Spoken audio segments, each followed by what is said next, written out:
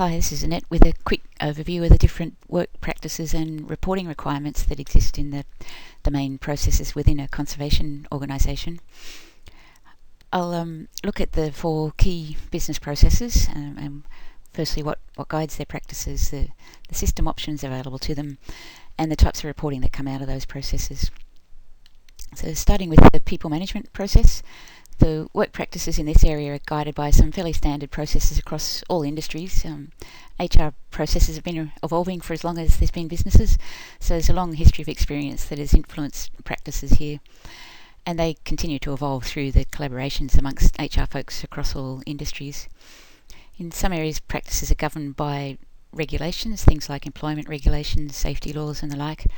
So generally the HR practices within an organisation are mandated. If you want to employ someone, then there's a process defining how you go about doing that. If you want to get paid, then you need to fill in a timesheet. All that sort of stuff is mandated. It's partly for regulatory and governance reasons, but it's also for efficiency reasons. The work of managers and the folks in the HR areas is made much more efficient by knowing what the process is and having support available to make it all work.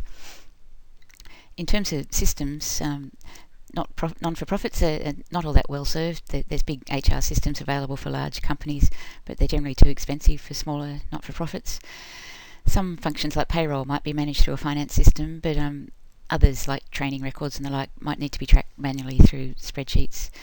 But regardless of the system's limitations, there's an expectation that the HR folks will monitor and report quite regularly to internal management and the board, including standardised metrics that monitor performance against expectations, things like turnover, retention levels, recruitment rates, compensation levels against budget, all that sort of thing. Moving on to the fundraising process, the work practices in this area are not regulated as such, but they're fairly similar across most types of not-for-profit organisations in most sectors. It's helped a bit by the movement of fundraisers between sectors and organisations, and also by collaborations, things like the Fundraisers Institute that share knowledge and learnings.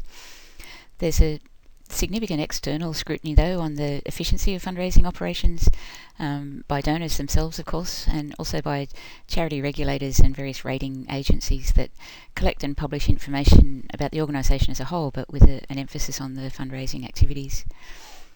The task of fundraising itself requires a lot of teamwork. Fundraisers within an organisation generally share information about opportunities and interactions with donors and record all this information in systems so that current and future fundraisers can access the details. So there's a sort of a peer compliance culture that makes them more successful working together than alone. In terms of systems, it's a fairly mature market. Every company needs a customer relationship system, so the non-profit space has been able to leverage the learnings from the commercial world to create donor management systems. And all non-profits, not just conservation ones, need a donor management system, so there's a sizable market out there that attracts technology suppliers. And non-profit management and boards just intuitively understand that you need a donor management system, and it's pretty easy to build a business case for investing in them because you can show that for the investment made that the process itself will be more efficient and more funding will result. So there's reasonably well invested in that area.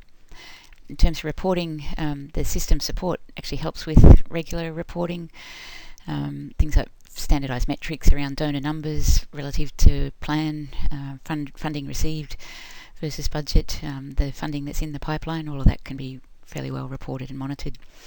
And it can be reported at different levels and sliced in different ways through donor segments and rolled up from lower levels to show the total organisational picture. In terms of financial management, the process here, the folks in this area have got the most stringent work practices, with all processes needing to meet formal accounting standards and various regulations around how companies operate. And every year their work is checked through external audits, which carry a lot of weight with internal management and the board, and also with external donors and supporters. Consequently, the work practices here are mandated. If you want to run a project, then there's generally a process for getting a budget approved. If you want to spend money, then there's standard ways of getting invoices paid and records to be kept and the like. In terms of systems, this is fairly well served again. Every company, not just every not-for-profit, needs a finance system to efficiently manage their processes and provide all the information that's required. Reporting here is again, the most stringent of all probably, with expectations of monthly reports showing things like actual versus budget at various levels, explanations of any variances, performance of investments. All this is expected to be highly accurate, detailed, with the ability to view the high level but also drill down to the details at various levels. So turning now to the conservation space, the work practices here have traditionally been highly variable. The sector as a whole is relatively young compared to other processes, so projects have often been quite tailor-made and unique to each circumstance with little standardisation of process. It's a bit like master craftsmen all having their own way of finally crafting a piece of furniture.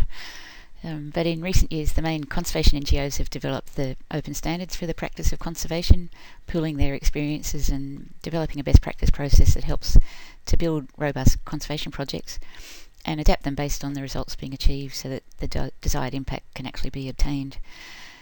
There's also a variety of other adaptive management processes of varying scopes that evolved in different areas. But regardless, this is all seen as relatively new, and there's often just voluntary compliance to any sort of standardised process.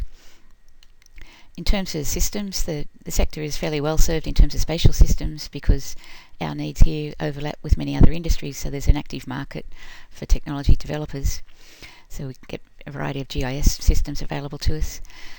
The open standards itself is supported by the systems it's developed, so Marathi and Marathi Share, which manage the information developed through the process and offers significant efficiency improvements and better ability to report results of projects. But again, use here is usually voluntary, so there's still a lot of information managed manually in static documents and spreadsheets, and some of the larger organisations have the capacity to build their own systems. In terms of reporting, the requirements here are relatively loose. Reporting is generally based on descriptive commentary about planned or current projects, with perhaps some metrics on things like the number of projects underway or the activities being performed, but sadly relatively little quantification of the actual results being achieved relative to what was expected or to the investments being made. So hopefully this analysis has shown that there's different expectations being applied in different parts of an organisation, and that using the open standards and its supporting systems is a way to achieve the level of process efficiency that's just expected in other areas, and also to lift the regularity and the quality of reporting to provide some real insight to help organisations make their investment decisions and achieve the impact that they're aiming for.